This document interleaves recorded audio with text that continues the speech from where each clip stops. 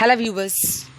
So இப்போ நாம் என்ன பார்க்க போகிறோம் அப்படின்னா, மண்டே இன்றைக்கி உங்கள் எல்லாருக்குமே தெரியும், எல்லாமே உங்களோட ஆன்லைன் கிளாஸஸ் ரெகுலர் எல்லாமே முடிச்சுட்டு கொஞ்சம் இப்போ தான் ரெஸ்ட் எடுத்துகிட்டு ஃப்ரெஷ்அப் ஆகிருப்பீங்க. ஸோ அதோட நம்ம என்ன பண்ணலாம்னா, இப்போது நம்ம டெவலப் யோர் ஸ்டடி சேனல் நம்ம என்ன பார்க்க போகிறோம்னா ஃபிசிக்ஸ் தான் பார்க்க போகிறோம். ஏற்கனவே நம்ம ஃபிசிக்ஸ்க்காக 4 பார்ட்ஸ் நான் அப்லோட் பண்ணிட்டேன். First chapter nature of physical world and measurement, இயல் விலகின் தன்மையும் அளவீட்டியலும்ல நான் இது வரைக்கும் 4 பார்ட் போட்டிருக்கேன். இது 5th பார்ட். இதில் நம்ம SI base quantities and units தான் பார்க்க போகிறோம். ஸோ பேஸ் குவான்டிட்டி பாருங்கள், உங்களுக்கு லென்த் இருக்குது, அடிப்படை அளவுகள் லென்த், தமிழில் நீளம் சொல்லுவோம். யூனிட் தெரியும், மீட்டர், சிம்பிள் எம் குறியீடுன்னு சொல்லுவோம். அடுத்தது அதோட டெஃபினிஷன் உங்களுக்கு என்ன பண்ணுறாங்கன்னா கொடுக்குறாங்க, வரை அறை. ஸோ இதை என்னன்றதை நம்ம தெளிவாக கவனிக்க வேண்டிய ஒரு விஷயம். 1 meter is the length of the path traveled by light in vacuum in 1 divided by 299,792,458 of a second 1983. வெற்றிடத்தில் இத்தனை நொடியில் ஒளியானது கடக்கும் பாதையின் நீளம் 1 மீட்டர். அதாவது இப்போது ஒரு வேக்யூம் அப்படிங்கன்னா என்னதுன்னா ஒரு எம்டி ஸ்பேஸ்ன்னு சொல்லுவோம். அந்த எம்டி ஸ்பேஸில் லைட் என்ன ஆகும்னா ட்ராவல் ஆகும். அது எவ்வளோ செகண்டுக்கு ட்ராவல் ஆகணும்னா இங்கே கொடுத்துருக்காங்க பாருங்கள், இந்த செகண்டுக்கு அது ட்ராவல் ஆகணும். அப்படி ட்ராவல் ஆகும்போது இந்த செகண்டில் ட்ராவல் ஆகும்போது அது எவ்வளோ தூரத்தை அதை ரீச் பண்ணுதோ அதை நான் என்ன சொல்வேன், 1 மீட்டர் அப்படின்னு சொல்வேன். தெளிவாக புரிஞ்சுக்கோங்க. ஸோ இந்த 1 மீட்டர் அப்படிங்கிறது லென்த் ஆஃப் த பாத். யாரால் ட்ராவல் பண்ணப்பட்டது? லைட்டால் ட்ராவல் பட்டது. எந்த மாதிரியான ஒரு இடத்துல? வேக்யூமில். எவ்வளவு செகண்டில்? இந்த செகண்ட். இதை தான் நீங்கள் தெளிவாக புரிஞ்சுக்கணும். சம்டைம்ஸ் டிஃபைன் 1 மீட்டர் இப்படின்னு கேட்டால் நீங்கள் என்ன பண்ணணும், நீங்கள் இதை கொடுக்கணும். 1 மீட்டர் வரையறு அப்படின்னு கேட்குறாங்க. ஸோ நீ கொஞ்சம் அதெல்லாம் பார்த்துக்கோங்க. அடுத்தது மாஸ் என்னது? நிறை. அதோட அலகு உங்களுக்கு தெரியும், கிலோகிராம். தமிழில் கேஜி அப்படின்னு சொல்லுவாங்க. ஸோ அதை வச்சு ஒரு 4 lines they have given you that. என்னென்னா 1 kilogram is the mass of the prototype cylinder of platinum iridium alloy whose height is equal to its diameter, preserved at the International Bureau of Weights and Measures at Servus near Paris, France 1901. அதாவது பிரான்சில் பாரிஸுக்கு அருகில் உள்ள, அதாவது இங்கே ஃப்ரான்ஸில் பாரிஸுக்கு அருகில் உள்ள servers அப்படின்னு ஒரு இடம் இருக்குது, சரிங்களா? அந்த இடத்துல ஒரு நிறுவனம் மாதிரி இருக்குது. என்ன நிறுவனம்? International bureau of weights and measures. தமிழில் சொல்லணுன்னா பன்னாட்டு எடைகள் மற்றும் அளவைகள் நிறுவனத்தில் ஒரு பொருளை வச்சுருக்காங்க. என்ன பொருள்னா பிளாட்டினம் இரிடியம் அலாய். ஸோ ஒரு அலாய் இருக்குது. அலாய்னா என்னது? That is a mixture of metals. அந்த அலாயில் சில மெட்டல் கலந்துருக்கும். இதில் உங்களுக்கு என்னென்ன கலந்துருக்கு? பிளாட்டினமும் இரிடியம் கலந்த ஒரு அலாய் இருக்குது. அந்த உலோக கலவையில் உருளையின் இதன் விட்டம் அதன் உயரத்துக்கு சமம். அதாவது diameter is equal to height. இப்போ அலாய்னா இப்படி இருக்கும், உங்களுக்கு சிலிண்ட்ரிக்கல் ஷேப்பில் இப்படி இருக்கும். இதில் இந்த டயாமீட்டரும் இங்கே இருக்கு இல்லையா, நான் வேறு கலர் நான் டினோட் பண்ணுறேன் உங்களுக்கு. இந்த இதுவும் அண்ட் இந்த இதுவும் உங்களுக்கு ரெண்டுமே எப்படி இருக்கும், உங்களுக்கு ஈக்குவலாக இருக்கும். அதுதான் அதோட மீனிங், சரிங்களா? நிறைய 1 கிலோகிராம் ஆகும். ஸோ நான் சிம்பிளாக சொல்லிக்கிறேன். உங்களுக்கு ஃப்ரான்ஸ் இருக்குது. அந்த ஃப்ரான்ஸில் பாரிஸ் இருக்குது. அந்த பாரிஸுக்கு நியரில் உள்ள ஒரு பிளேஸை சர்வஸ் அப்படின்னு சொல்லுவேன். அந்த சர்வஸில் ஒரு நிறுவனம் இருக்குது, அதாவது international bureau of weights and measures, சரிங்களா? அந்த நிறுவனத்தில் ஒரு புரோட்டோடைப் சிலிண்டர் வச்சுருக்காங்க. அந்த சிலிண்டர் எதால் உருவாக்கப்பட்டது? பிளாட்டினம் இரிடியம் அலாயால் உருவாக்கப்பட்டது. அந்த சிலிண்டரோட டயாமீட்டரும் ஹைட்டும் ஈக்குவலாக இருக்கும். அப்படிப்பட்ட அந்த சிலிண்டரோட எடை எவ்வளோ அப்படின்னா 1 கிலோகிராம். இப்படி தான் நம்ம எடுத்துக்கணும், சரிங்களா? இதை ஒரு கதை மாதிரி நம்ம கொண்டு போனால் மட்டும்தான் நம்மளால் இந்த டெஃபினிஷனை எழுத முடியும். சின்ஸ் நான் ஏது இவ்வளோ பொறுமையாக உங்களுக்கு திரும்ப நான் ரிப்பீட் பண்ணுறேன் அப்படின்னா இதெல்லாம் உங்களுக்கு டெஃபினிஷன்ஸில் இம்பார்ட்டண்ட்டாக கேட்பாங்க. ஸோ அதனால நான் திரும்ப சொல்கிறேன். அடுத்தது டைம், காலம். என்னது? வினாடி அப்படின்னு நம்ம சொல்லிக்கலாம் இல்லையா? செகண்ட். அப்போ 1 செகண்ட் அப்படிங்கிறது என்னது அப்படின்னா 1 second is the duration of 9,192, 631, 770 periods of radiation corresponding to the transition between the two hyperfine levels of the ground state of cesium 133 atom 1967. இப்போ இங்கிலீஷில் படிக்கும்போது ஏதோ ஒரு இடத்துல நமக்கு லைட்டாக புரியாத மாதிரியே இருக்கும். தமிழில் பார்த்தீங்கன்னா ஈஸியாக புரிஞ்சிடும். சீசியம் 133 அணுவின் இரு ஆற்றல் நிலைகளின் மீநுண்ணிய மட்டங்களுக்கிடையே பரிமாற்றம் நிகழ்வதால் ஏற்படும் கதிர்வீச்சின் அலைவு காலத்தின் இத்தனை மடங்கு ஒரு நொடியாகும். அதாவது சீசியம் 133 அது ஒரு ஐசோட்டோப். சரியா, சீசியம்னு ஒரு எலிமெண்ட் இருக்குது. அந்த எலிமெண்ட்டோட ஒரு ஐசோட்டோப் சொல்லுவோம். அதுதான் சீசியம் 133. அந்த அணுவுக்கு வந்துட்டு 2 ஆற்றலுக்கு, அதாவது 2 ஹைப்பர்ஃபைன் லெவல்ஸ் இருக்குது. சரிங்களா, அதான் இரு ஆற்றல் நிலைகளில் இருக்குது. சரிங்களா, அதில் வந்துட்டு மீநுண்ணிய மட்டங்களுக்கு இடையே, அதாவது 2 hyperfine levels of ground state. Ground ஸ்டேட்னா நிலையான இருக்கிற ஒரு ஸ்டேட். அந்த ஸ்டேட்டில் இப்போது நான் ஏற்கனவே இப்போ சீசியம் இருக்குது, அது 133 சீசியம். அது இப்போ அந்த சீசியமில் உங்களுக்கு என்ன 2 லெவல் இருக்குது. சரிங்களா, அந்த 2 லெவலும் கிரவுண்ட் ஸ்டேட்டில் இருக்கிறப்போ இந்த லெவலும் என்ன பண்ணிக்கோம், மாற்றி ஒரு எக்ஸ்சேஞ்ச் பண்ணிக்கோம் இல்லையா. அப்படி எக்ஸ்சேஞ்ச் பண்ணுற அந்த காலத்தின் இத்தனை மடங்கு ஒரு நொடி அப்படின்னு சொல்கிறாங்க. நல்லா புரிஞ்சுக்கோங்க. 1 செகண்ட் அப்படிங்கிறது எதோட டியூரேஷன்னா இவ்வளோவோட பீரியட்ஸோட டியூரேஷன், பீரியட்ஸ் ஆஃப் ரேடியேஷன். சரிங்களா, அந்த கதிர்வீச்சு வருது இல்லையா. ஸோ இவ்வளோ பீரியட்ஸ் ஆஃப் ரேடியேஷன் எதுக்கு கரஸ்பாண்ட் பண்ணி இருக்குதுன்னா 2 hyperfine levels of ground state of சீசியத்தோட டிரான்சிஷனுக்கு கரஸ்பாண்ட் பண்ணி இருக்குது. நான் திரும்ப தமிழில் ஒரு தடவை எக்ஸ்பிளைன் பண்ணிக்கிறேன் உங்களுக்கு. ஸோ சீசியம் 133 ஒரு ஆட்டம் இருக்குது. அந்த ஆட்டமுக்கு மொத்தம் 2 ஹைப்பர்ஃபைன் லெவல்ஸ் இருக்குது.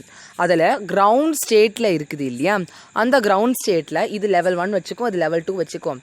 இது என்ன ஆகும், இங்கேருந்து அந்த ரேடியேஷன் இப்படி ட்ரான்ஸ்ஃபர் ஆகும். இது என்ன ஆகும், இங்கேருந்து அந்த ரேடியேஷன் இப்படி ட்ரான்ஸ்ஃபர் ஆகும். அது ட்ரான்ஸ்ஃபர் ஆகிற இத்தனை மடங்கு, அதுதான் நான் என்ன சொல்வேன், இது ட்ரான்ஸ்ஃபர் ஆகிறதுக்கு இத்தனை மடங்கு நான் என்ன சொல்வேன்னா 1 செகண்ட் அப்படின்னு நான் சொல்வேன். Next I am moving to electric current. அதோடது மின்னோட்டம் சொல்லுவோம், ஆம்பியர் ஏ. இதுக்கு ஒரு டெஃபினிஷன் கொடுத்துருக்காங்க. So 1 ampere is the constant current which when maintained in each of the 2 straight parallel conductors of infinite length and negligible cross section held 1 meter apart in vacuum shall produce a force per unit length of 2 into 10 to the power of -7 Newton per meter between them. அதாவது வெற்றிடத்தில் vacuum தான் 1 metre இடைவெளியில் வைக்கப்பட்ட புறக்கணிக்கத்தக்க குறுக்கு வெட்டு பரப்பு. அதாவது நல்லா கவனிங்க. So what they have given us, இந்த 1 ஆம்பியர் அப்படிங்கிறது ஒரு கான்ஸ்டன்ட்டான ஒரு நிலையான ஒரு current which when maintained in each of the 2 straight parallel conductors. அதாவது 2 கண்டக்டார்ஸ் இருக்குது, பேரலாக இருக்குது. சரிங்களா, 2 கண்டக்டார்ஸ் இருக்குது, அது ரெண்டுமே எப்படி இருக்குது, பேரலாக இருக்குது. Parallel conductors of infinite length, அதோட லென்த் எப்படி இருக்குது, இன்ஃபைனைட் லென்த்தில் இருக்குது. அண்ட் நெக்லிஜிபிள் கிராஸ் செக்ஷன், அதோட கிராஸ் செக்ஷன் வந்துட்டு ரொம்ப ரொம்ப ரொம்ப ரொம்ப கம்மியான அமௌண்ட்டில் இருக்குது. அது ரெண்டுத்துக்கும் எப்படி இருக்குது, held 1 metre apart in vacuum shall produce a force. அது எவ்வளோ ஃபோர்ஸ் ஒரு யூனிட்டுக்கு ப்ரொடியூஸ் பண்ணோம், ஒரு யூனிட் லென்த்துக்கு அது எவ்வளோ ஃபோர்ஸை ப்ரொடியூஸ் பண்ணோம் அப்படின்னா 2 into 10 to the power of -7 newton per metre. வெற்றிடத்தில் 1 மீட்டர் இடைவெளியில் வைக்கப்பட்ட புறக்கணிக்கத்தக்க குறுக்கு வெட்டு பரப்பு உடைய இரு முடிவிலோ நீளங்கள் உடைய நேரான இணை கடத்திகள் வழியே பாயும் சீரான மின்னோட்டம் அவ்விரு கடத்திகளுக்கிடையே 1 மீட்டர் நீளத்தில் 2 into 10 to the power of -7 newton per metre விசையை ஏற்படுத்தினால் அம்மின்னோட்டம் 1 ஆம்பையர் ஆகும். ஸோ ஒரு வேக்யூமாக இருக்கணும், ஒரு வெற்றிடமாக இருக்கணும். அந்த வெற்றிடத்தில் 1 மீட்டர் இடைவெளியில் அந்த என்ன ஆகுனா 1 மீட்டர் இடைவெளியில் வைக்கப்பட்ட 2 நீளங்கள் இருக்கணும். அதாவது இப்படி ஒரு கண்டக்டார்ஸ் இருக்கணும், இப்படி ஒரு கண்டக்டார்ஸ் இருக்கணும். அது ரெண்டுத்தில் எப்படி இருக்கும், ரொம்ப இன்ஃபைனைட் லென்த். அதோட லென்த் எப்படி இருக்குன்னா உனக்கு, அதாவது இதோட லென்த் இன்ஃபைனைட்டில் இருக்கணும். அண்ட் இதோட இது எப்படி இருக்கும், இன்ஃபைனைட் லென்த்தில் அந்த கண்டக்டார்ஸ் உங்களுக்கு என்ன ஆகணும், அதோட இது இருக்கணும். சரிங்களா, அதுக்கப்புறம் அதோடய கிராஸ் செக்ஷனை நான் பார்த்தேன்னா நெக்லிஜிபிள், அதாவது புறக்கணிக்கிற மாதிரி அதோட கிராஸ் செக்ஷன் இருக்கணும். ஸோ அப்படி held 1 metre apart in vacuum. அது எவ்வளோ ஃபோர்ஸை ஒரு லென்த்துக்கு அது எவ்வளோ ஃபோர்ஸை ப்ரொடியூஸ் பண்ணுதோ, இவ்வளோ அமௌண்ட் ஆஃப் ஃபோர்ஸ் அது ப்ரொடியூஸ் பண்ணுச்சு அப்படின்னா நான் சொல்வேன் 1 ஆம்பியர் அப்படின்னு நான் சொல்வேன். அடுத்தது டெம்பரேச்சர் கெல்வின். ஸோ இங்கே கெல்வின் உங்களுக்கு என்ன கொடுத்துருக்காங்க அப்படின்னா 1, இது ரொம்ப ஈஸியாக தான் இருக்கும் உங்களுக்கு. 1 Kelvin is the fraction of 1/273.16 of the thermodynamic temperature of the triple point of the water. நீரின் முப்புள்ளியின் வெப்ப இயக்கவியல் வெப்பநிலையில் பின்னப்பகுதி 1 கெல்வின் ஆகும். அதாவது 1 கெல்வின்ங்கிறதுனா இந்த ஃப்ராக்ஷன் ஆஃப் தெர்மோடைனமிக் டெம்பரேச்சர், அதாவது அந்த ஹீட்டை தான் அவங்க என்ன பண்ணுறாங்க தெர்மோடைனமிக் டெம்பரேச்சர் சொல்கிறாங்க of the triple point of water. என்னது ட்ரிபிள் பாயிண்ட்னா முதல்ல என்ன அப்படின்னு உங்களுக்கு டவுட் இருக்கும் இல்லையா, அதை சொல்கிறதுக்கு தே ஹாவ் கிவன் யூ ஒரு இது கொடுத்துருக்காங்க. அதை நம்ம என்னன்றதை பார்த்துடலாம். Triple point of water is the temperature at which saturated vapor, pure water and melting point are all in equilibrium. The triple point temperature of water is 273.16 Kelvin. அதாவது நீரோட முப்புள்ளி அப்படிங்கிறது என்னதுன்னா தெவிட்டு நீராவி, தூய நீர் மற்றும் உருகும் பனிக்கட்டி ஆகிய மூன்றும் சமநிலையில் உள்ள போது உள்ள வெப்பநிலை ஆகும். ஸோ ட்ரிப்பிள் பாயிண்ட் ஆஃப் வாட்டர்னு என்னது 3 பாயிண்ட் இருக்கக்கூடிய விஷயத்தை பற்றி பேசுறது. அந்த 3 பாயிண்ட்டுங்கிறது என்னது saturated vapour, pure water, melting ice. சிம்பிளாக சொன்னோன்னா சாலிட், லிக்விட், கேஸ் இப்படி நம்ம சிம்பிளாக முடிச்சுக்கலாம். அதாவது சாலிட்னா என்னது அந்த ஐஸ் கட்டி மெல்ட் ஆகுது இல்லையா இந்த ஸ்டேஜில், பியூர் வாட்டர் அதாவது லிக்விட் ஸ்டேஜில், சேச்சுரேட்டட் வேப்பர் அதாவது கேஷியஸ் ஸ்டேஜில். இந்த 3 ஸ்டேஜ்லேயுமே தெவிட்டு நீராவி, தூய நீர் மற்றும் உருகும் பனிக்கட்டி ஆகிய மூன்றும் சமநிலையில் உள்ள போது உள்ள வெப்பநிலை ஆகும். ஸோ இது 3மே சமநிலை ஈக்குவலிபிரம்லியாக இருக்கும் போது இருக்கக்கூடிய அந்த டெம்பரேச்சர் தான் இந்த ஐஸு, வாட்டரு, கேஸ் இது 3மே ஈக்குவலிபிரமில் இருக்கிறப்போ இருக்கக்கூடிய அந்த டெம்பரேச்சர் நான் என்ன சொல்லுவேன், நான் ட்ரிபிள் பாயிண்ட் ஆஃப் வாட்டர் சொல்லுவேன். அது வாட்டருக்கு அது ட்ரிபிள் பாயிண்ட்னு சொல்லுவேன். அது வாட்டருக்கு அந்த டெம்பரேச்சர் என்னதுன்னா 273.16 கெல்வின். அதுதான். அடுத்தது you are having amount of substance. So amount of substance உங்களுக்கு தெரியும் மோல் அப்படின்னு they have given you. Mole பார்த்தீங்கன்னா 1 mole is the amount of substance. So அது நீங்கள் இதிலே படிச்சிருவீங்க. 1 mole is the amount of substance which contains as many elementary entities as there are in 0.012 kilogram of pure carbon. So ஒரு mole அப்படிங்கிறது என்னென்னா அதில் சில அமௌண்ட் ஆஃப் சப்ஸ்டன்ஸ் இருக்கும். அதில் என்னென்ன இருக்குன்னா as many elementary entities, எவ்வளோ என்டிட்டிஸ் இருக்குன்னா கார்பனில் 0.12 கிராம் ஆஃப் கார்பனில் எவ்வளோ எலிமெண்ட்ரி என்டிட்டிஸ் இருக்கோ அதான் நான் சொல்லுவேன் 1 mole சொல்லுவேன் சிம்பிளாக சொல்லணும்னா. அடுத்தது லூமினஸ் இன்டென்சிட்டி. இது வந்து கேண்டலா சிடி சொல்லுவாங்க. ஸோ இதில் உங்களுக்கு என்ன விஷயம் கொடுத்துருக்காங்கன்றதை பார்க்கலாம். 1 candela is the luminous intensity in a given direction of a source that emits monochromatic radiation of frequency 5.4 into 10 to the power of 14 hertz and that has a radiant intensity of 1 divided by 683 watt per steradian in that direction. அதாவது ஒளிச்செறிவு அப்படின்னு சொல்கிறாங்க. So luminous இன்டென்சிட்டினாலே ஒளிச்செறிவு. அந்த ஒளி வந்துட்டு எப்படி இதுவாகுது, அதாவது இது வந்துட்டு ஹர்ட்ஸ் வந்தாலே ஃப்ரீக்வன்சி. ஸோ இவ்வளோ அமௌண்ட் ஆஃப் ஃப்ரீக்வன்சி உடைய ஒளி லைட் இருக்கு இல்லையா, அது உமிழும் ஒற்றை நிற கதிர்வீச்சின் செறிவு. ஸோ அது என்ன பண்ணும், மோனோக்ரோமேட்டிக் ரேடியேஷன் அது என்ன பண்ணோம்னா ரிலீஸ் பண்ணோம். ஸோ அந்த செறிவு கதிர்வீச்சின் செறிவுக்கு ஒரு குறிப்பிட்ட திசையில் ஒரு பர்டிகுலர் டைரக்ஷன் அது ட்ராவல் பண்ணும்போது இவ்வளோ அமௌண்ட் ஆஃப் இது பண்ணுச்சு எனில் அத்திசையில் ஒளிச்செறிவு ஒரு கேண்டலா ஆகும். ஸோ சிம்பிளாக சொன்னோன்னா ஒரு கேண்டலா அப்படிங்கிறது என்னென்னா அது luminous intensity in a given direction, ஒரு குறிப்பிட்ட டைரக்ஷனில் இருக்கக்கூடிய லூமினஸ் இன்டென்சிட்டி அந்த ஒளி வந்துட்டு செறிவாகிறது. சரிங்களா, அது என்ன பண்ணோம் அப்படின்னா ஒரு மோனோக்ரோமேட்டிக் ரேடியேஷன் நம்ம குரோமோசோம்னு சொல்லுவோம். அதில் குரோமோ இப்போ நம்ம படிச்சிருப்போம் பயாலஜியில் என்ன படிச்சிருப்போம், குரோமோசோம் அப்படின்னு படிச்சிருப்போம் இல்லையா. இந்த குரோமோசோமில் இந்த குரோம் அப்படிங்கிறது என்ன அப்படின்னா கலர், இதை நான் சொல்லுவேன் குரோமோசோம் அப்படின்னு சொல்லுவேன். அதே மாதிரி தான் மோனோக்ரோமேட்டிக் ரேடியேஷன் அப்படிங்கிறது என்ன அப்படின்னா ஒரே ஒரு கலர் உடைய அந்த ரேடியேஷன் என்ன ஆகும்னா ஒரே ஒரு குறிப்பிட்ட திசையில் இந்த அமௌண்ட் ஆஃப் ஹர்ட்ஸில் ஃப்ரீக்வன்சியில் அது இதுவாகும். அப்படி ஆகும்போது இந்த வாட் பர் ஸ்டெரேடியனில் அது என்ன ஆகும்னா ஒரு திசையை நோக்கி அந்த ஒளிச்செறிவு அந்த ரேடியேஷன் அப்படிங்கிறது போச்சு அப்படின்னா அதை நான் என்ன சொல்வேன் 1 கேண்டலா அப்படின்னு சொல்லுவேன். இது வந்துட்டு ரொம்ப ரொம்ப ரொம்ப ரொம்ப ரொம்ப இம்பார்ட்டண்ட். இது கண்டிப்பாக உங்களுக்கு என்ன பண்ணுவாங்க கேட்பாங்க. ஸோ தட் இதை ஒழுங்காக படிச்சுக்கோங்க. அடுத்தது டிரைவ்டு குவான்டிட்டி. ஸோ இது வந்துட்டு உங்களுக்கு நான் ரஃபாக தான் சொல்ல போகிறேன்.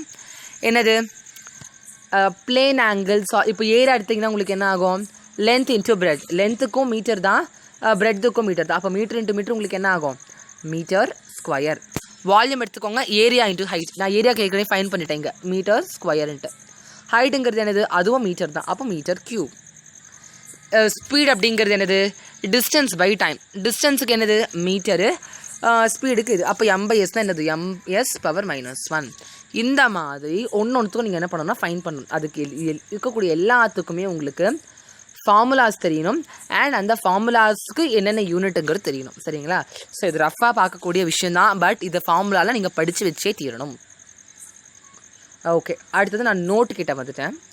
ஸோ நோட் உங்களுக்கு என்ன கொடுத்துருக்காங்க π radian is equal to 180 degree அப்படின்னு கொடுத்துருக்காங்க. இப்போ 1 radian is equal to உங்களுக்கு என்ன ஆகும். ஸோ இப்போ π radian வந்துட்டு 180 டிகிரின்னு கொடுத்துட்டாங்க. சரிங்களா? இப்போ 1 radian என்ன ஆகும் இந்த பை கீழே வந்துடும். அப்போ 180 டிகிரி வந்துட்டு டிவைடட் பை 22/7 இப்படி இருக்கும். இப்போ என்ன ஆகிடும் உனக்கு இந்த 7 மேலே வந்துடும், இது கீழே இருக்கும். அப்படி கேன்சல் ஆகும்போது உங்களுக்கு என்ன ஆகும் ஒரு ரேடியனோட வேல்யூ 57.27 டிகிரியாக இருக்கும். அண்ட் இப்போ 1 டிகிரி அப்படிங்கிறது நான் என்ன சொல்வேன் 60 மினிட்ஸ். 1 டிகிரி நான் எடுத்தேன்னா அது வந்து எப்படி இருக்கும் 60 மினிட்ஸில் இருக்கும். அண்ட் 1 மினிட்னா அதில் 60 செகண்ட்ஸ் இருக்கும். ஒரு கோடு வந்துச்சுன்னா மினிட்டு, 2 கோடு வந்துச்சுன்னா அது என்ன பண்ணுவேன் செகண்ட்னு சொல்லுவேன். அது ஞாபகம் வச்சுக்கணும். சரிங்களா? இப்போ ரேடியன் டிகிரி ஸ்டெரேடியன் இதுக்கும் என்ன வந்து இது அப்படின்னா இப்போ 1 டிகிரி அப்படிங்கிறது என்னது π/180 இல்லையா? ஏன்னா வந்துட்டு நம்ம இங்கே ஏற்கனவே பார்த்துட்டோம். என்னது π radian is equal to 180 degree சொல்கிறோம். இப்போ நமக்கு தேவை என்னது 1 டிகிரி தேவை. அப்போ உனக்கு என்ன ஆகிடும் π/180 ரேடியன் வந்துருச்சா? ஸோ இப்படி தான் நீங்கள் எடுக்கணும். அப்படி எடுக்கும்போது சால்வ் பண்ணால் உனக்கு என்ன கிடைக்குது உனக்கு 1.745 இப்படி கிடைக்குது. இப்போது 1 டிகிரி அப்படிங்கிறது என்னது 60 மினிட்ஸ் இல்லையா? அப்போ 60 minutes is equal to 1/180. 60 minutes is equal to என்ன ஆகும் உனக்கு 1/180. இப்போ உனக்கு தேவை என்னது உனக்கு 1 மினிட் தான் தேவை. அப்போ உனக்கு என்ன ஆகும் அப்படின்னா ஏற்கனவே இருக்கிறதும் இருக்கும். தட் இஸ் இந்த 1 மினிட் என்ன ஆகிடுச்சு உனக்கு. ஸோ இந்த அதாவது 1 டிகிரி அப்படிங்கிறது 60 மினிட்ஸு, உனக்கு தேவை 1 மினிட். அப்போ உனக்கு என்ன ஆகிடும் 1 டிகிரி டிவைடட் பை 60 மாறிடும். அதுதான் உனக்கு இந்த இடத்துல கொடுத்துருக்காங்க. அண்ட் 1 டிகிரி உனக்கு வேல்யூ தெரியும். 60 டிவைட் பண்ணால் உனக்கு என்ன கிடைக்குது இந்த வேல்யூ கிடைக்குது. அடுத்தது 1 செகண்டும் இதே மாதிரி தான் 1 டிகிரி பை 3600 பண்ணால் உனக்கு என்ன ஆகுது சேம் டிவைட் பை 3600. அப்போ உனக்கு என்ன ஆகுது இந்த வேல்யூ கிடைக்குது. இதெல்லாம் நீங்கள் கண்டிப்பாக மெமரைஸ் பண்ணியே ஆகணும். இதை நீங்கள் போட உங்களுக்கு என்ன ஆகுதுன்னா அந்த ஒரு ப்ராக்டிஸ் வந்துட்டு உங்களுக்கு கிடைச்சிரும். அடுத்தது உங்களுக்கு ரேடியன்னா என்ன ஸ்டெரேடியன்னா என்னங்கிறது இதில் கொடுக்க உங்களுக்கு பட் ஸோ இங்கே கொடுத்துருக்காங்களா? ஓகே. இப்போ உனக்கு ரேடியன்னா என்ன ஸ்டெரேடியன்னா என்னங்கிறது உங்களுக்கு தெரியணும் இல்லையா? ஸோ அதை பாருங்கள். 1 radian is the angle subtended at the center of a circle by an arc equal in length to the radius of the circle. இப்போ இதில் உங்களுக்கு என்ன சொல்ல வராங்க அப்படின்னா ஓகே வியூவர்ஸ், இப்போ நம்ம ரேடியனை நான் என்னன்றதை இப்போ நான் சொல்ல ஆரம்பிக்கிறேன். இப்போது நான் ஒரு சர்க்கிள் எடுத்துக்கிறேன். சரிங்களா? அந்த சர்க்கிளுக்கு நமக்கு என்ன தெரியும் ஒரு சென்டர் பாயிண்ட் இருக்கும். நான் ஒரு சென்டர் பாயிண்ட் நான் எடுத்துக்கிறேன். அண்ட் இங்கேருந்து அதோட டிஸ்டன்ஸ் என்ன சொல்லுவேன் R அப்படின்னு சொல்லுவேன் இல்லையா? இப்போ இந்த சென்டர் பாயிண்ட்டில் இருந்து நான் என்ன பண்ண போகிறேன் அப்படின்னா I am going to draw and arc. நான் ஒரு ஆர்க் நான் வரைஞ்சிக்கிறேன். இப்போது இந்த லென்த்தும் நான் இந்த ரேடியஸோட லென்த்தும் இந்த ஆர்க்கோட லென்த்தும் எப்படி இருக்கும்னா சேமாக இருக்கும். இது ஆறாக இருந்துச்சுன்னா இதுவும் என்னதான் தான் இருக்கும் ஆறாக தான் இருக்கும். இப்படி இருக்கிற பட்சத்தில் இங்கே ஃபார்ம் ஆகிற இந்த ஆங்கிள் தான் நான் என்ன சொல்வேன் ரேடியன் அப்படின்னு சொல்வேன். இப்போது 2 விஷயம் நம்ம நல்லா புரிஞ்சுக்குவோம். நான் டிரைவ்டு குவான்டிட்டிஸ் நான் ஸ்டார்ட் பண்ணேன். அப்போ உங்களுக்கு என்ன இருந்தது பிளேன் ஆங்கிள் இருந்தது, சாலிட் ஆங்கிள் இருந்தது. இந்த பிளேன் ஆங்கிளோட யூனிட் தான் என்னதுன்னா ரேடியன் அப்படின்னு சொல்லுவோம். அண்ட் இந்த சாலிட் ஆங்கிள் இருக்கு இல்லையா, அதோட யூனிட் தான் என்னதுன்னா ஸ்டெரேடியன் அப்படின்னு நம்ம சொல்லுவோம். இப்போ நீங்கள் நல்லா பார்த்தீங்கன்னா உங்களுக்கு தெரியும், ரேடியன் அப்படின்னா என்ன சொல்லியிருக்காங்க, 1 ரேடியன் அப்படிங்கிறது என்னதுன்னா, நான் ஒரு சென்டர் பாயிண்ட் எடுத்துக்கிறேன், அங்கே இருந்து நான் என்ன பண்ணுறேன், ஃபஸ்ட்டு இங்கேருந்து ஒரு ஆர்க்கு நான் கட் பண்ணுறேன். ஸோ இதுக்கு ஆல்ரெடி ஒரு ரேடியஸ் இருக்கும், இந்த லென்த்தும் நான் ஆல்ரெடி இந்த ஆர்க்கு மூலமாக கிடைக்குது இல்லையா, இந்த ரெண்டோட லென்த்தும் எனக்கு ஈக்குவலாக கிடைக்கும். அப்படி கிடைக்கிற பட்சத்தில் நான் இதை ஜாயின் பண்ணால் எனக்கு என்ன கிடைக்கும், எனக்கு ஒரு ஆங்கிள் தீட்டா ஃபார்ம் ஆகும். அந்த தீட்டா தான் என்னது ரேடியன் அப்படின்னு சொல்கிறது. வட்டத்தின் ஆரத்திற்கு சமமான நீளம் கொண்ட வட்டவில், சரிங்களா? அதாவது இந்த ஆரம்னா ரேடியஸ், இதுக்கும் எனக்கு கிடைச்சிருக்க பாருங்க, இதுவும் இந்த வட்ட வில்லு, இது ரெண்டுமே எனக்கு எப்படி இருக்குது, சேம் லென்த்தில் கிடைக்கிற பட்சத்தில் ஏற்படுத்துகிற கோணம், நமக்கு கிடைக்கிற அந்த ஆங்கிள் தான் நான் என்ன சொல்லுவேன், ரேடியன் அப்படின்னு சொல்லுவேன். இதே ஸ்டெரேடியன் எடுத்து பாருங்கள், ஆரத்தின் வர்க்க, ஸோ அதை நான் ஃபஸ்ட்டு போட்டு காட்டுறேன் உங்களுக்கு ஸ்டெரேடியனா என்னன்ட்டு. எஸ், இப்போ நான் ஸ்டெரேடியனா என்னென்னு போட்டு காட்டுறேன். இங்கே வந்துட்டு பிளேன் ஆங்கிள் நாம் இங்கே பார்த்தோம், இங்கே வந்து நம்ம சாலிட் ஆங்கிள் பார்க்க போகிறோம் இல்லையா. இது ஒரு 3 டைமென்ஷனல் ஸ்பேஸ். ஏன்னா வந்துட்டு இங்கே நமக்கு சர்க்கிள் கொடுத்துருந்தாங்க, இங்கே நமக்கு ஸ்பியர் கொடுக்குறாங்க. அப்போ நான் என்ன பண்ணிக்கிறேன், நான் ஒரு 3D இது எடுத்துக்கிறேன். இப்போது இதுக்கும் என்ன ஆகும், ஒரு சென்டர் பாயிண்ட் இருக்கும், அண்ட் இதுக்கும் என்ன ஆகும், ஒரு ரேடியஸ் ஆர் அப்படின்னு இருக்கும். இப்போ ஃபார் எக்ஸாம்பிள் நான் என்ன பண்ணிக்கிறேன் அப்படின்னா, இதுக்கு எனக்கு ஒரு ஏரியாவை நான் செலக்ட் பண்ண சொல்கிறாங்க. ஃபார் எக்ஸாம்பிள் நான் இந்த ஒரு ஏரியா நான் என்ன பண்ணிக்கிறேன், நான் செலக்ட் பண்ணிக்கிறேன். நான் சர்க்கிளே நான் அழகாக வரைஞ்சிக்கிறேன் இதுக்கு. ஓகே, ஸோ எனக்கு என்ன பண்ண, ஒரு சர்க்கிள் வரைஞ்சிட்டேன். இப்போது இதில் உங்களுக்கு என்ன ஆகுது, டாட் வச்சு இதுக்கு ஒரு சென்டர் பாயிண்ட் இருக்குது, அண்ட் சென்டர் பாயிண்ட்லேருந்து அதுக்கு ஒரு ரேடியஸும் உங்களுக்கு என்ன ஆகுது இருக்குது. இப்போது நான் ஒரு ரீஜனை செலக்ட் பண்ணிக்கிறேன். ஃபார் எக்ஸாம்பிள் நான் இந்த ரீஜன் நான் செலக்ட் பண்ணிக்கிறேன். இந்த சர்க்கிளில் இப்படி செலக்ட் பண்ணிட்டேன் அப்படின்னா எனக்கு இங்கே ஒரு ஆங்கிள் சப்டெண்ட் ஆகுது இல்லையா, அது ரெண்டுத்தையும் நான் ஜாயின் பண்ணும்போது எனக்கு என்ன ஆகும், இங்கே ஒரு ஆங்கிள் வரும் இல்லையா, அந்த ஆங்கிள் நான் என்ன சொல்லுவேன்னா ஸ்டெரேடியன் அப்படின்னு சொல்லுவேன். அண்ட் இங்கே ஒரு பாயிண்ட் நான் விட்டுட்டேன், என்னதுன்றது நான் திரும்ப சொல்கிறேன். ஸோ உங்களுக்கு ஒரு சர்க்கிள் இருக்குது, அந்த சர்க்கிளில் உங்களுக்கு ஒரு சென்டர் பாயிண்ட் இருக்குது, அண்ட் இங்கேருந்து உங்களுக்கு ஆர் வரைகிறீங்க. இப்போது இதில் நீங்கள் ஒரு பர்டிகுலர் ரீஜன் நான் செலக்ட் பண்ணிக்கிறேன்னு வச்சுக்கோங்களேன். இந்த பர்டிகுலர் ரீஜன் உங்களுக்கு எப்படி இருக்கும்னா ஆர் ஸ்கொயராக இருக்கும். நல்லா கவனிங்க, இங்கேருந்து சென்டர் பாயிண்ட்லேருந்து வரையும் நான் ரேடியஸ்ன்னு சொல்லுவேன். இப்போ நீங்கள் ஏதோ ஒரு ரீஜன் எடுக்கிறீங்க, அந்த ரீஜியன் உங்களுக்கு ஆர் ஸ்கொயராக இருக்கிற பட்சத்தில் இருந்ததுன்னா இது ரெண்டுத்துலேயும் உங்களுக்கு ஃபார்ம் ஆகிற அந்த ஆங்கிள் உங்களுக்கு எப்படி இருக்கும்னா ஸ்டெரேடியனாக இருக்கும். ஸோ அந்த 1 ஸ்டெரேடியன் அப்படிங்கிறது என்ன அப்படின்னா அது ஒரு சாலிட் ஆங்கிள்.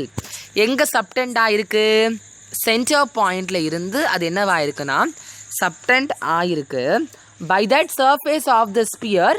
ஸோ இப்போ ஃபார் எக்ஸாம்பிள் என்ன பண்ணுது, நான் ஒரு சர்ஃபேஸ் நான் எடுத்துக்கிறேன், அந்த ஸ்பியரில் நான் என்ன பண்ணிக்கிறேன், ஒரு சர்ஃபேஸ் நான் எடுத்துக்கிறேன். அந்த சர்ஃபேஸ் எதுக்கு ஈக்குவலாக இருக்குன்னா ஸ்கொயர் ஆஃப் த ரேடியஸுக்கு ஈக்குவலாக இருக்கிற பட்சத்தில் அதை ஜாயின் பண்ணால் எனக்கு என்ன கிடைக்கும், எனக்கு கிடைக்கக்கூடிய இந்த ஆங்கிளோட நேம் தான் ஸ்டெரேடியன் அப்படின்னு நான் சொல்கிறது. ஆரத்தின் வர்க்கத்திற்கு சமமான பரப்புடைய கோளப்பரப்பின் ஒரு பகுதி. ஸோ இது வந்துட்டு பிளேன் ஆங்கிளுக்கு யூனிட் என்னதுன்னா ரேடியன், சரிங்களா.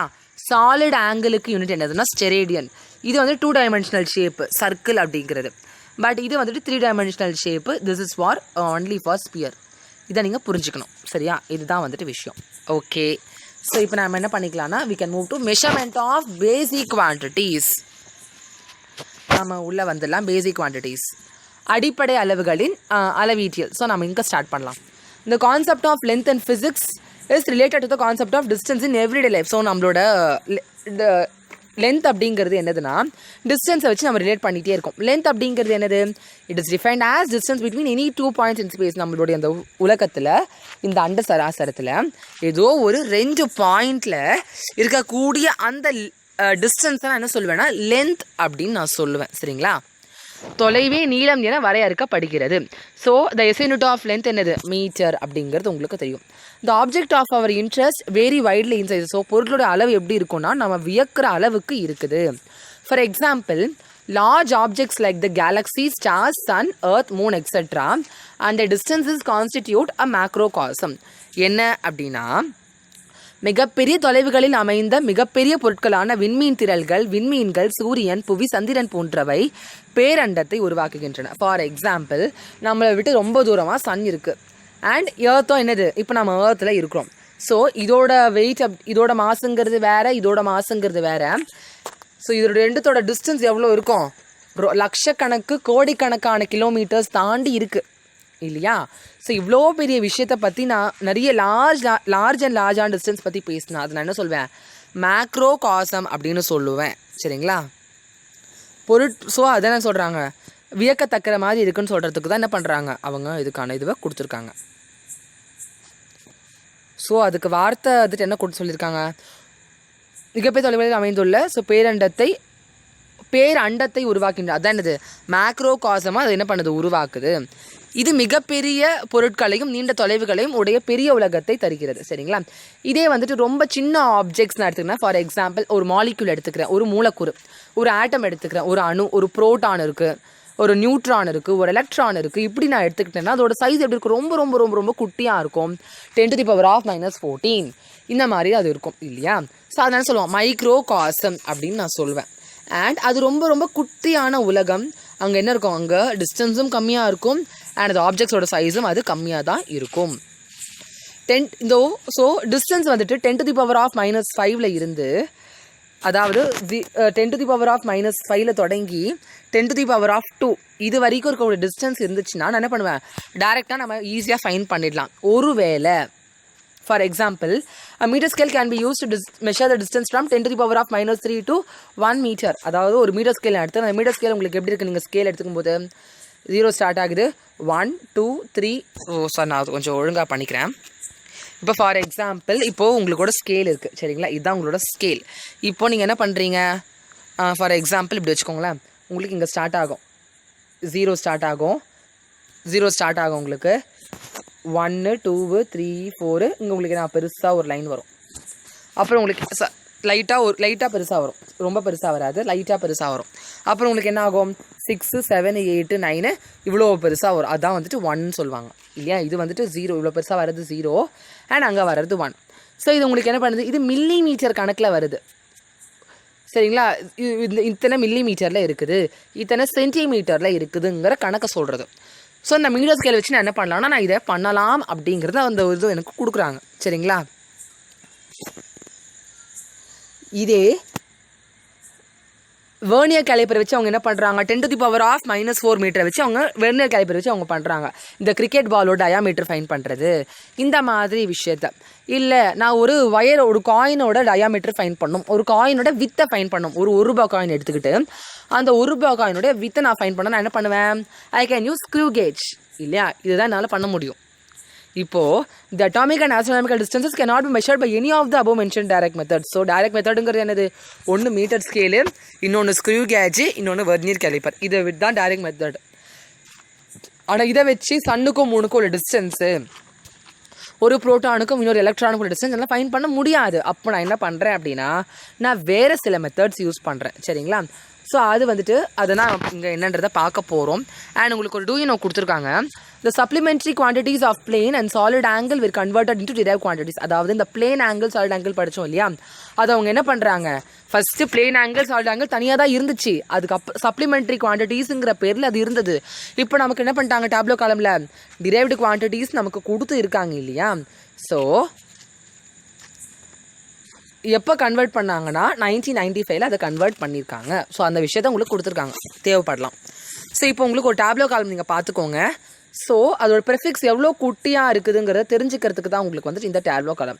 இப்போ 10⁻1 2 3னா உங்களுக்கு என்னது, ஸோ நீங்கள் பார்த்துக்கோங்க என்ன உங்களுக்கு டெக்கா, ஹெக்டா, கிலோ, மெகா. 10⁻3னா கிலோ, இது உங்களுக்கு தெரிஞ்சிருக்கும். வேறுன்னு சொல்லலாம், ஜிகாபைட் சொல்லுவோம், மெகாபைட் சொல்லுவோம், டெகாபைட் சொல்லுவோம், பெட்டாபைட், எக்ஸா, ஜெட்டா, யோட்டா, இதெல்லாம் உங்களுக்கு தெரியும். இதே -1 வந்தால் உங்களுக்கு எப்படி வரணும், சென்டிமீட்டர் சொல்லுவோம். அப்போ 10⁻⁻2 மில்லிமீட்டர், மைக்ரோமீட்டர், நானோமீட்டர், பிக்கோமீட்டர், இப்படி சொன்னால் நம்ம என்ன பண்ணணும், இதெல்லாம் யூஸ் பண்ணணும். ஸோ இதை நீங்கள் தெரிஞ்சு வச்சுக்கணும் எதுக்கு எது வரும்ன்ட்டு. ஓகே, இப்போது மெஷர்மெண்ட் என்ன சொல்லியிருந்தேன், ஒரு மீட்டர் ஃபைன் பண்ணலாம், மீட்டர் ஸ்கேல் யூஸ் பண்ணலாம். ஒரு பால் ஃபைன் பண்ணால் அதுக்கு நம்ம வெர்னியர் கேலிப்பர் யூஸ் பண்ணலாம். ஒரு காயினை பற்றி ஃபைன் பண்ணால் அதை நம்ம ஸ்க்ரூ கேஜ் யூஸ் பண்ணலாம். ஆனால் இது எதுவுமே இல்லாமல் வேறு மாதிரி இருந்துச்சு அப்படின்னா, ஃபார் எக்ஸாம்பிள் ரொம்ப ரொம்ப ரொம்ப ரொம்ப சின்ன ஒரு ஆப்ஜெக்டாக இருந்தது, ஸ்மால் டிஸ்டன்சஸ், அதாவது ஸ்க்ரூ கேஜும் வெர்னியர் கேலிப்பர் வச்சு அவங்க எப்படி யூஸ் பண்ணுறாங்கன்றதை பார்க்கலாம். The screw gauge is an instrument used for measuring accurately the dimensions of objects up to a maximum of about 50 mm. அதாவது 50 மில்லிமீட்டர் வரையிலான இருக்கக்கூடிய அந்த டைமென்ஷன்ஸ் அது என்ன பண்ணும், இந்த ஸ்க்ரூ கேஜ் திருகு அளவு என்ன பண்ணும், திருகு அளவி என்ன பண்ணும் அப்படின்னா அதால் மெஷர் பண்ணி தர முடியும். ஸோ இந்த இன்ஸ்ட்ருமெண்ட்டோட பிரின்சிபல் என்ன அப்படின்னா, the principle of the instrument is the magnification of linear motion using the circular motion of a screw. அதாவது இக்கருவின் தத்துவம் என்னதுன்னா, திருகின் வட்ட இயக்கத்தை பயன்படுத்தி பெரிதாக்கப்பட்ட நேர்கோட்டு இயக்கமாகும். ஸோ நல்லா புரிஞ்சுக்கோங்க. ஸோ இப்போ நான் என்ன பண்ணுறேன், இந்த ஸ்க்ரூ கேஜ் இருக்கு இல்லையா, இந்த நாபை நான் என்ன பண்ணுவேன் அப்படின்னா நான் டைட் பண்ணுவேன். டைட் பண்ணும்போது எனக்கு என்ன ஆகும் அப்படின்னா, இது என்ன ஆகும், கொஞ்சம் கொஞ்சமாக இது லீனியரில் அது என்ன ஆகும்னா இப்படி போக ஸ்டார்ட் பண்ணும். அப்படி போகும்போது என்ன ஆகும்னா, ஸோ நல்லா புரிஞ்சுக்கோங்க, இந்த ஸ்க்ரூ இப்படி வர என்ன ஆகும்னா, இந்த சர்க்குலர் மோஷன் நிகழ இந்த லீனியர் மோஷனும் எனக்கு என்ன ஆகும்னா மாறி நிகழும். இதுதான் இந்த ஸ்க்ரூ கேஜோட ஒரு ஸ்பெஷாலிட்டி. ஸோ அதை வச்சு அவங்க நோ எரர் கொடுத்துருக்காங்க, பாசிட்டிவ் எரர் கொடுத்துருக்காங்க. ஸோ நோ எரர்னால் என்னது, அந்த 0 கரெக்டாக இருக்கணும். பாசிட்டிவ் நெகட்டிவ்னா அதுக்கேற்ற மாதிரி அது மாறி இருக்குது. அண்ட் இதோட லீஸ்ட் கவுண்ட் என்னன்றது தெரிஞ்சுக்கணும், 0.01 மில்லிமீட்டர். சரிங்களா, நீங்கள் சிம்பிளாக ஞாபகம் வச்சுக்கோங்க, ஸ்க்ரூ கேஜோட லீஸ்ட் கவுண்ட் வந்துட்டு 0.01 மில்லிமீட்டர். இதே வந்துட்டு வெர்னியர் கேலிபர் எடுத்துட்டோம்னா அதுவும் 0.01 தான். இது மில்லிமீட்டர், இது சென்டிமீட்டர். இதை மட்டும் நீங்கள் ஞாபகம் வச்சுக்கோங்க. Don't confuse with any other units. இப்போ வெர்னியர் கேலிபர் எடுத்தால் உங்களுக்கு என்ன ஆகும், அது ஒரு வெர்சடைல் இன்ஸ்ட்ருமெண்ட், அதாவது துளையின் ஆழம் அல்லது துளையின் விட்டம் போன்ற அளவீடுகளை. So, it's a versatile instrument for measuring the dimensions of an object, named diameter of a hole or depth of a hole. So, பன்முகத்தன்மை versatile அப்படிங்கிறதுனா ஒரு பன்முகத்தன்மை, டைவர்சிட்டி நம்ம படிச்சிருக்கோம். பன்முகத்தன்மை இங்கே உங்களுக்கு என்ன பண்ணியிருக்காங்க, versatile அப்படிங்கிறதும் கொடுத்துருக்காங்க. ஒரு பன்முகத்தன்மை உள்ள ஒரு இன்ஸ்ட்ருமெண்ட், ஒரு அளவி தான் இது வெர்னியர் அளவி அப்படிங்கிறது. அது வந்து டயாமீட்டர் ஆஃப் அ ஹோல், ஒரு துளையின் ஆழம் இல்லை துளையின் விட்டம் நம்ம என்ன பண்ணலாம், ஃபைன் பண்ணலாம். அண்ட் அதோட லீஸ்ட் கவுண்ட் வந்து 0.01 சென்டிமீட்டர். நெக்ஸ்ட் நாம் ரொம்ப ரொம்ப இம்பார்ட்டண்ட்டான டாப்பிக்குள்ளே நம்ம என்டர் ஆக ஸ்டார்ட் பண்ணிட்டோம். என்னது அப்படின்னா, மெஷர்மெண்ட் ஆஃப் லார்ஜ் டிஸ்டன்ஸ். இப்போ ஸ்மால் டிஸ்டன்ஸ் நம்ம என்ன பண்ணுறோம், வெர்னியர் கேலிப்பர் இதெல்லாம் வச்சு நம்ம ஸ்க்ரூ கேஜ் வச்சு நம்ம பண்ணிட்டோம். ஒரு பெரிய லார்ஜ் டிஸ்டன்ஸாக இருக்குது, அப்போ நம்ம என்னெல்லாம் யூஸ் பண்ணலாம், மீட்டர் ஸ்கேல் தான் நம்மளால் யூஸ் பண்ண முடியும் லார்ஜ் டிஸ்டன்ஸில். அதை தாண்டி தான் நம்ம என்ன பண்ணலாம், அதுக்கு ஒரு 3 மெத்தட்ஸ் இருக்குது. அந்த 3 மெத்தட் நம்ம இப்போ பார்க்க ஸ்டார்ட் பண்ணிடலாம். நீண்ட தொலைவுகளை அளவிடுதல். For measuring larger distances such as the height of a tree, distance of the moon or a planet from the earth, some special methods are adopted. Triangulation method, parallax method and radar method are used to determine very large distances. அதாவது so for ஒரு மரத்தோட உயரம் இல்லை வந்துட்டு மூணுக்கும் நம்ம ஏர்த்துக்கும்,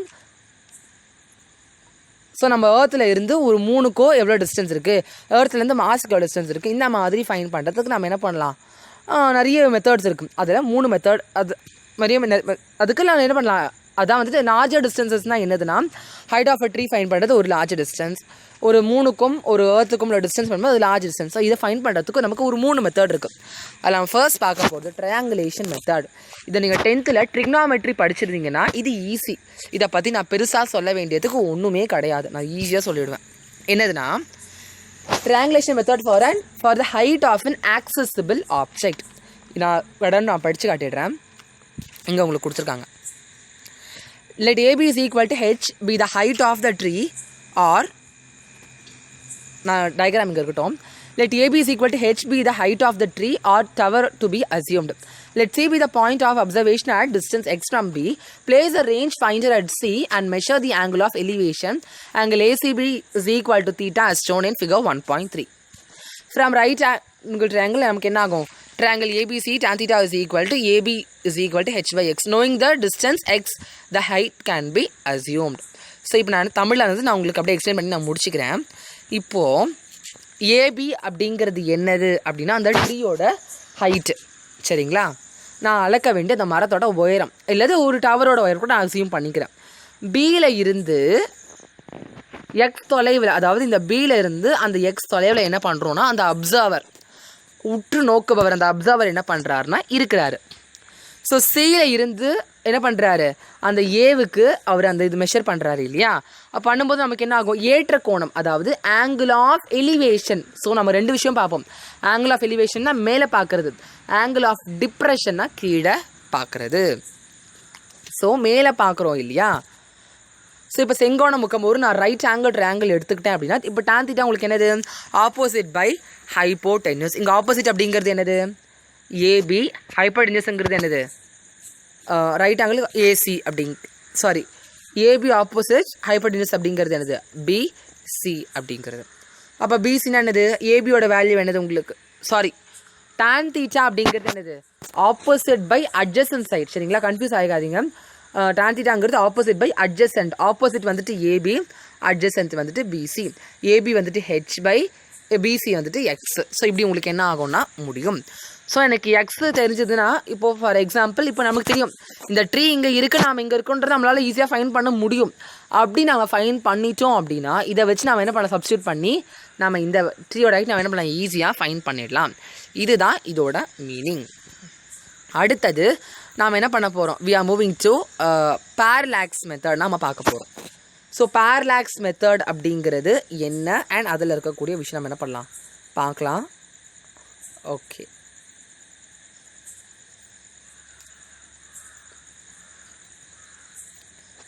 S. So parallax method நான் இப்போ நான் எடுத்துக்கிறேன். ஸோ இதுதான் கொஞ்சம் உங்களுக்கு ஒரு மாதிரி இருக்கும், பட் நீங்கள் தெளிவாக கவனிச்சிங்கன்னா ரொம்ப ஈஸியாக இருக்கும். அது வந்துட்டு முக்கோண முறை சொல்லுவாங்க, தமிழில் சொன்னால் முக்கோண முறை. இது வந்துட்டு இடமாறு தோற்ற முறை. ஸோ நல்லா பாருங்களேன், இடமாறு தோற்ற முறை அப்படிங்கிறது என்ன நம்ம பார்த்துடலாம். Very large distances such as the distance of a planet or a star from the earth can be measured by the parallax method. So இந்த இடமாறு தோற்ற முறை, இந்த parallax method மூலம் நான் என்ன பண்ணலான்னா ரொம்ப லார்ஜ் டிஸ்டன்சஸ், அதாவது பிளானட்டுக்கும் நம்ம ஏர்த்துக்கும் ஸ்டாருக்கும், ஏர்த்துக்கும் சன்னுக்கும், ஏர்த்துக்கும் உள்ள டிஸ்டன்ஸ் நம்ம ஃபைன் பண்ணி நம்ம என்ன பண்ணலாம், இந்த மெத்தட் நம்ம யூஸ் பண்ணலாம். ஸோ இதுக்கு they have given you the definition which is very very important. என்னது அப்படின்னா, parallax is the name given to the apparent change in the position of an object with respect to the background when the object is seen from two different positions. அதாவது இரு வெவ்வேறு இடத்திலிருந்து ஒரு பொருளை பார்க்கும் பொழுது பொருளின் பின்புலத்தை பொறுத்து அதன் நிலையில் மாற்றம் ஏற்படுவதன் அடிப்படையில் அளக்கப்படுவதால். ஸோ இந்த பேரலாக்ஸுங்கிறதுனா அப்பேரண்ட் சேஞ்ச். எது சேஞ்ச் அப்படின்னா, the position of an object with respect to the position of background. So நான் ஒரு ஆப்ஜெக்டை வந்து நான் ஒரு இடத்துலேருந்து பார்க்குறேன், அதாவது இப்போ எனக்கு இந்த ஆப்ஜெக்ட் இங்கே இருக்குது, நான் இங்கே நின்று பார்த்தா அது என்ன ஆகும், இப்படி ஸ்ட்ரைட்டாக இருக்கிற மாதிரி எனக்கு ஒரு அசம்ஷன் இருக்கும். இதே நான் இங்கேருந்து பார்த்தா எனக்கு என்ன ஆகும், ஸ்லாண்டிங்காக இருக்கிற மாதிரி ஒரு அசம்ஷன் எனக்கு இருக்கும். இதை தான் நான் சொல்லுவேன் பேரலாக்ஸ் மெத்தட் அப்படின்னு நான் உங்களுக்கு சொல்லுவேன். ஃபார் எக்ஸாம்பிள் இப்போ நான் பண்ணால் ஒரு பெண்ணை வந்துட்டு ஒரு செவர் இருக்குது, அந்த செவர் முன்னாடி நான் உட்காந்து நான் ஒரு பெண்ணை நான் வச்சுக்கிறேன். ஸோ நான் ஒரு கண்ணை முடிக்கிறேன். ஃபார் எக்ஸாம்பிள் இப்போ நான் என்னோடய லெஃப்ட் ஐயை மூடிட்டு நான் பார்க்கும்போது எனக்கு என்ன ஆகும், அந்த பெண் எனக்கு அங்கே நிற்கிற மாதிரி ஒரு இது இருக்கும். திரும்ப நான் என்ன பண்ணுறேன்னா இன்னொரு ஐயை மூடிட்டு இன்னொரு ஐயை திறந்துக்கிறேன். ஸோ ரைட்டை ஓப்பன் பண்ணிவிட்டு லெஃப்ட்டை க்ளோஸ் பண்ணிடுறேன். அப்போ எனக்கு என்ன ஆகும்னா, அந்த பெண் அந்த இடத்துல இருந்து கொஞ்சம் இந்த பக்கமோ இல்லை இந்த பக்கமோ ஒரு பக்கம் என்ன ஆகும், சேஞ்ச் ஆன மாதிரி எனக்கு ஒரு இது தோணும். அதுதான் என்னதுன்னா parallax method. The distance between the two positions, அதாவது என்னோட ரைட் ஐ இருக்குது, என்னோட லெஃப்ட் ஐ இருக்குது இல்லையா, இந்த ரெண்டு பொசிஷனோடு தான் என்னென்னு சொல்லுவேன், பேசிஸ் அப்படின்னு நான் சொல்லுவேன். இப்போ consider any object at the location O. ஏதோ ஒரு ஆப்ஜெக்ட் இருக்குது, நான் என்ன பண்ணுறேன், ஓ அப்படின்னு எடுத்துக்கிறேன். இங்கே பாருங்கள், இருடத்திற்கு அதாவது உற்றுநோக்கிட புள்ளிகள் இடையான தொலைவு அடிப்பகுதி அப்படின்னு சொல்கிறாங்க. ஸோ இப்போ அவங்க என்ன பண்ணுறாங்கன்னா, they are going to start that.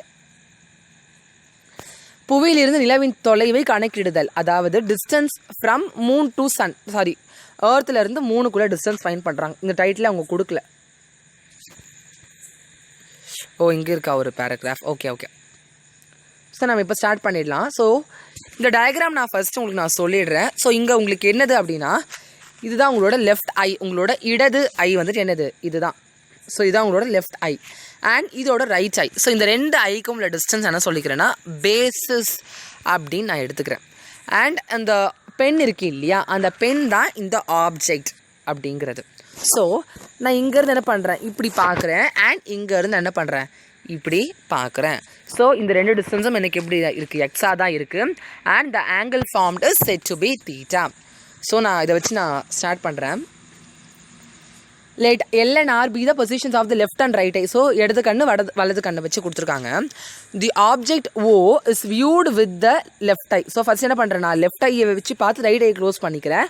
அதுக்கப்புறம் அதே ஆப்ஜெக்ட் ரைட் ஐயை வச்சு பார்த்து நான் என்ன பண்ணுறேன், லெஃப்ட் ஐயை நான் க்ளோஸ் பண்ணிக்கிறேன். ஸோ இன் ஃபிகர் 1.4 உனக்கு என்ன ஆகுது, எல்ஓ அண்ட் ஆர்ஓ. ஸோ இந்த எல்ஓ அண்ட் இந்த ஆர்ஓ அப்படிங்கிறது எனக்கு லெஃப்ட் ஐயிலேருந்தும் ரைட் ஐயில் இருந்தும் வரக்கூடிய அந்த லைன்ஸு. அந்த ரெண்டு லைனும் என்ன, அந்த ஓல மீட் ஆகும்போது நமக்கு என்ன ஆகுதுன்னா ஒரு ஆங்கிள் ஃபார்ம் ஆகுது. That is theta. அண்ட் அந்த தீட்டா இருக்குது இல்லையா, அதான் நான் என்ன சொல்வேன், ஆங்கிள் ஆஃப் பேரலாக்ஸ். அந்த இதை நான் என்ன சொல்வேன், ஆங்கிள் ஆஃப் பேரலாக்ஸ் நான் அதை சொல்லுவேன். இடமாறு தோற்ற கோணம் அப்படிங்கிறது தான் அதோட நேம். சரிங்களா? இப்போது OL and OR are considered as the radius. For example இப்போ இப்படியே உங்களுக்கு ஒரு சர்க்கிள் மாதிரி வருதுன்னு வச்சுக்கோங்களேன். கிட்டத்தட்ட உங்களுக்கு என்ன ஆகும், இப்படி ஒரு சர்க்கிள் வருதுன்னா, ஸோ ஒரு சர்க்கிள் மாதிரி நான் வரைஞ்சா உங்களுக்கு என்ன ஆகும், இந்த OLும் இந்த ORும் உங்களுக்கு ரேடியஸாக இருக்கும். ஸோ ரேடியஸ்னால என்னது, ரெண்டுமே சேமாக தான் இருக்கும். அதான் கொடுத்துருக்காங்க. ஃபார் ஆஸ்ட்ரோனாமிக்கல் கேல்குலேஷன் என்ன பண்ணிக்கிறேன், இந்த LR நான் Bன்னு எடுத்துக்கிறேன். That is basis. இதை நான் என்ன பண்ணிக்கிறேன், ஒரு சர்க்கிளோட ஒரு ஆர்க்கை நான் கன்சிடர் பண்ணிக்கிறேன். ஸோ நமக்கு தெரிஞ்சு போச்சு. இப்போ நமக்கு வேல்யூஸ் நம்ம எடுத்துக்கலாம். OL OR எக்ஸ்ன்னு எடுத்துக்கிறேன்.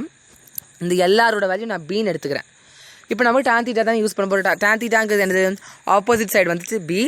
அண்ட் அட்ஜஸ்டன்ட் சைடு ரெண்டுமே என்னது, உங்களுக்கு எக்ஸ் தான் இருக்குது. நான் ஒரு எக்ஸ் நான் எடுத்துக்கிறேன். அப்போது உங்களுக்கு என்ன ஆகிடுச்சு, உங்களுக்கு ஒரு இது வந்துச்சு. இப்போது எனக்கு பியோட வேல்யூ தீட்டாவோட வேல்யூ தெரிஞ்சால் நான் என்ன பண்ணிக்கலாம், இது ரெண்டுத்துக்கும் உள்ள டிஸ்டன்ஸ் என்ன பண்ணலாம், ஈஸியாக நான் ஃபைண்ட் பண்ணலாம்.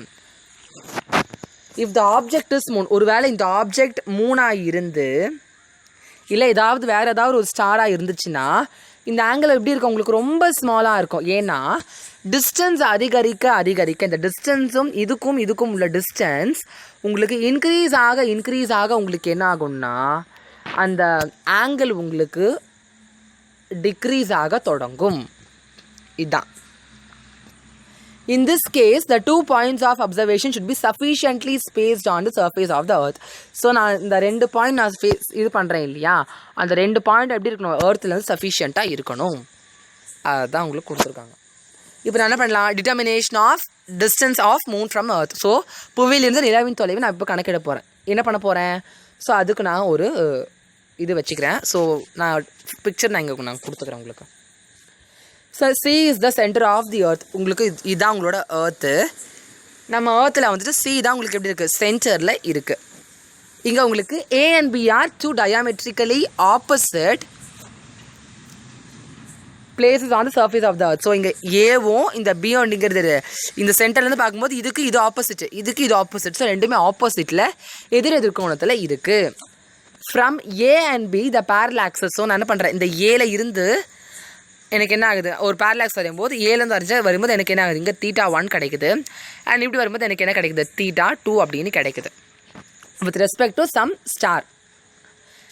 தஸ் த டோட்டல் பேரலாக்ஸ். ஸோ அதாவது இந்த டோட்டல் பேரலாக்ஸ் நான் என்ன சொல்லலாம் அப்படின்னா, இந்த ரெண்டு பேரலாக்ஸ் இது தான் டோட்டல் பேரலாக்ஸ். இந்த தீட்டாங்கிறது எப்படி இருக்கும், θ1 + θ2. சரிங்களா? இந்த ரெண்டு தீட்டா உங்களுக்கு ஆட் பண்ணால் உங்களுக்கு என்ன கிடைக்கும், இந்த பேரலாக்ஸோட வேல்யூ உங்களுக்கு கிடைக்கும். இப்போ நான் என்ன பண்ண போகிறேன், if theta is measured in radians. நான் ஃபஸ்ட்டு ரேடியன் என்னென்னு படித்தோம் இல்லையா, அதில் மெஷர் பண்ணால் உங்களுக்கு என்ன ஆகும், தீட்டாவோட வேல்யூ வந்துட்டு ஆப்போசிட் சைடு உங்களுக்கு என்னது, ஏபி தான் உங்களோட ஆப்போசிட் சைடு. அட்ஜசன்ட் சைடு உங்களுக்கு என்னது, ஏஎம். ஸோ ஏஎம்னு நான் எழுதிக்கிறேன். பட் உங்களுக்கு என்ன ஆகுது, இந்த ஏஎம்மும் அண்ட் இந்த எம்சியும் எப்படி இருக்கும், கிட்டத்தட்ட உங்களுக்கு சேம். ஏன்னா அப்ராக்சிமேட்லி சேம். ஏன்னா வந்துட்டு உங்களுக்கு இந்த டிஸ்டன்ஸும் உங்களுக்கு எப்படி இருக்குது, கிட்டத்தட்ட உங்களுக்கு சேமாக தான் இருக்குது. அதனால் நான் என்ன பண்ணுறேன், θ இஸ் ஈக்குவல் டு ஏபி. இந்த ஏமை நான் மாற்றி என்ன பண்ணிக்கிறேன், எம்சி அப்படின்னு நான் எழுதிக்கிறேன். இப்போ நமக்கு தேவை என்னது, இப்போ நான் என்ன பண்ணிக்கிறேன், எம்சி தான் நமக்கு தேவை. ஏன்னா இதோட டிஸ்டன்ஸ் நமக்கு ஏர்த்துலேருந்து இந்த 3க்குள்ள டிஸ்டன்ஸ் நமக்கு தேவை. அப்போ நான் என்ன பண்ணிக்கிறேன், நமக்கு தேவை எம்சி. அப்போ MC is equal to AB divided by theta அப்படின்னு கிடைக்குது.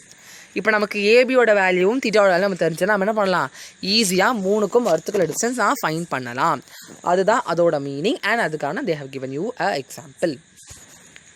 ஸோ அடுத்தது we are moving to radar method. இதோட நான் இது முடிச்சுக்கிறேன். ஸோ ரேடார் மெத்தட் அப்படிங்கிறது ரொம்ப ரொம்ப ஈஸி தான். என்னது அப்படின்னா, ஓகே, இப்போ ரேடார் மெத்தட் அப்படிங்கிறது, இப்போ ரேடார்னால் நீங்கள் படிச்சிருப்பீங்க, ரேடியோ டிடெக்ஷன் அண்ட் ரேஞ்சிங் அப்படிங்கிறது படிச்சிருப்பீங்க. ஸோ அதுதான் வந்துட்டு உங்களுக்கு கொடுத்துருக்காங்க. ஸோ ரேடாரை கொண்டு செவ்வாய் போன்ற புவிக்கு அருகில் உள்ள கோளின் தொலைவை துல்லியமாக. ஸோ இந்த ரேடார் வச்சு நான் என்ன பண்ணலான்னா, இப்போ மார்ஸுக்கு பக்கத்தில் உள்ள பிளானட்டோட டிஸ்டன்ஸ் நான் என்ன பண்ணலாம், நான் ஈஸியாக என்னால் மெஷர் பண்ண முடியும். இந்த மெத்தடில் என்ன ஆகும்னா, ரேடியோ வேவ்ஸ் என்ன பண்ணுவாங்கன்னா டிரான்ஸ்மிட்டர்ஸ் மூலமாக டிரான்ஸ்மிட் ஆகும்.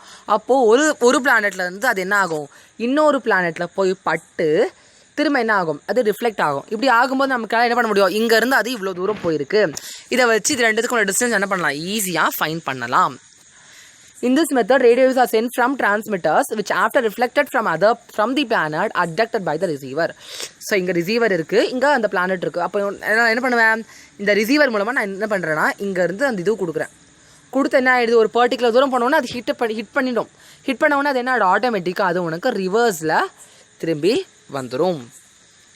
By measuring. ஸோ இது ரெண்டுத்துக்கும் உள்ள டைம் இன்டர்வல், அதாவது இது போயிட்டு வர்றதுக்கு எவ்வளோ நேரம் ஆகியிருக்கு, இந்த டைம் இன்டர்வல் மூலமாக அவங்க என்ன, இப்போ டிஸ்டன்ஸுங்கிறது என்னது, அந்த டைமும் அண்ட் அந்த ஸ்பீடை பொறுத்து தான் இருக்குது. சரிங்களா? ஸோ ஸ்பீடு அந்த டைம் இதை ரெண்டு வச்சு தான் இருக்குது. ஸோ ஸ்பீட் அப்படிங்கிறது அவங்களுக்கு தெரியும், நம்ம இந்த ஸ்பீடில் தான் நம்ம அந்த வேவ் அனுப்புகிறோன்ட்டு. அண்ட் டைம் எவ்வளோ டைம்னு அவங்க கேல்குலேட் பண்ணுவாங்க. ஸோ இது ரெண்டு வச்சு அவங்க என்ன பண்ணுவாங்கன்னா, ஈஸியாக they will be doing that. By measuring the time interval between the instants, the radio waves are sent and received. The distance of the planet அவங்க என்ன பண்ணுவாங்க, ஸ்பீடு உங்களுக்கு ஃபார்முலா தெரியும், d by t அப்படிங்கிறது. பட் நமக்கு என்ன தேவை, நமக்கு d தான் தேவை. அப்போ d அப்படிங்கிறது என்னது, speed of radio waves into t அப்படிங்கிறது. ஸோ அதனால d is equal to s into t அப்படிங்கிறது. இப்போது வேர் v இஸ் த, இப்போது speed of the radio wave உங்களுக்கு என்ன பண்ணுறாங்க அப்படின்னா v/2 அப்படின்னு எடுத்துக்கிறாங்க. ஸோ அது என்னன்றதை நான் இப்போ பார்க்கலாம். இப்போது where v is the speed of the radio wave as time taken is for the distance covered during the forward and backward path of the radio waves, it is divided by 2 to get the actual distance of the object. This method can also be used to determine the height at which an aeroplane flies from the ground. So சிம்பிளாக சொல்லணும் அப்படின்னா, இப்போ என்ன பண்ணுறாங்க, இங்கே நீங்கள் ஒரு receiver வச்சுருக்கீங்க அண்ட் என்ன பண்ணுறீங்க, யூ ஹாவ் அ பிளானட். இப்போ நான் இங்கேருந்து நான் ஒரு டிரான்ஸ்மிட் பண்ணுறேன், ஒரு வேவ் நான் என்ன பண்ணுறேன், அனுப்புகிறேன். அனுப்பும்போது அது இப்படி போயிட்டு திரும்ப உங்களுக்கு என்ன ஆகும், இப்படி பவுன்ஸ் பேக் ஆகும். ஸோ நமக்கு ஃபார்முலா தெரியும், என்ன தெரியும், d is equal to s into t. இப்போ இந்த ஸ்பீட் என்ன பண்ணுறேன், இது நான் வந்துட்டு வீன்னு கன்சிடர் பண்ணிக்கிறேன். அப்போ உங்களுக்கு என்ன ஆகும், d is equal to v into டின்னு கிடைக்கும். இந்த டைம்ங்கிறது உங்களுக்கு எப்படி இருக்கும் அப்படின்னா, இப்படி போயிட்டு வர்றதுக்கான டைம் தான் இருக்கும். நமக்கு என்ன தேவை, போகிறதுக்கான டைம் தெரிஞ்சால் போதும், திரும்பி வரதுக்கான டைம் நமக்கு தேவை கிடையாது. ஸோ நான் என்ன பண்ணுறேன், டிவைடட் பை 2 கொடுத்துக்கிறேன். ஸோ இதுதான் வந்துட்டு சிம்பிளான கான்செப்ட். ஸோ இதை வந்துட்டு ஏரோப்ளைனில் அவங்க என்ன பண்ணுவாங்கன்னா, தே வில் யூஸ். சரிங்களா? ஸோ அடுத்தது யூ ஹேவ் இந்த டேப்லோ காலம் தான் உங்களுக்கு இருக்குது. ஸோ டேப்லோ காலம் உங்களுக்கு என்ன பண்ணியிருக்காங்க, they have given you range and orders of length. So ஒரு லென்த்துக்கும் என்னென்ன ஆர்டர்ஸ் கொடுத்துருக்காங்க. ஸோ அதை நீங்கள் ரெஃபர் பண்ணிக்கோங்க. And common practical. ஸோ ஃபெர்மிக்கு என்ன இது, Fermi, angstrom, nanometre, micron, light year, astronomical unit, parsec, இதெல்லாம் உங்களுக்கு கொடுத்துருக்காங்க. இதெல்லாம் நீங்கள் செக் பண்ணி பார்த்துக்கோங்க. அண்ட் வேறு என்ன கொடுத்துருக்காங்க, so why is the cylinder used in defining kilogram made up of platinum iridium alloy. இதுக்கு ரொம்ப ரொம்ப கரெக்டான ஒரு விஷயம். இல்லைன்னா நம்ம கிலோகிராம் வச்சும்போது ஒரு காப்பர் எடுத்துருக்கலாம், ஒரு ஸ்டீல் எடுத்துருக்கலாம், ஒரு அயன் எடுத்துருக்கலாம், ஒரு அலுமினியம் எடுத்துருக்கலாம். ஆனால் ஏன் இந்த பிளாட்டினியம் இரிடியமை வச்சு எடுத்திருக்காங்க அப்படின்னா, இந்த என்விரான்மெண்ட்டாலும் இந்த காலத்தாலும் அழிக்கப்பட முடியாததான் இந்த பிளாட்டினம் அண்ட் இரிடியம் இருக்கிறதுனால இது எடுத்திருக்காங்க. ஸோ அதுதான் இம்பார்ட்டண்டான விஷயம். அடுத்தது சந்திரசேகர் லிமிட் அப்படிங்கிறத விஷயம் கொடுத்துருக்காங்க. அண்ட் ஒரு ஷேக்குக்கான இது கொடுத்துருக்காங்க. ஸோ நான் இதோட இந்த வீடியோ முடிச்சிருக்கேன். ஸோ கண்டிப்பாக இந்த வீடியோ உங்கள் எல்லாருக்குமே ரொம்ப பெனிஃபிட்டாக அண்ட் ஹெல்ப்ஃபுல்லாக இருக்கும் நம்புகிறேன். ஸோ மேலும் இது போன்ற வீடியோஸ் நம்ம சேனல் சப்ஸ்கிரைப் பண்ணிக்கோங்க. உங்கள் ஃப்ரெண்ட்ஸ்க்கும் ஷேர் பண்ணுங்கள், லைக் பண்ணுங்கள், கமெண்ட் பண்ணுங்கள். தேங்க்யூ.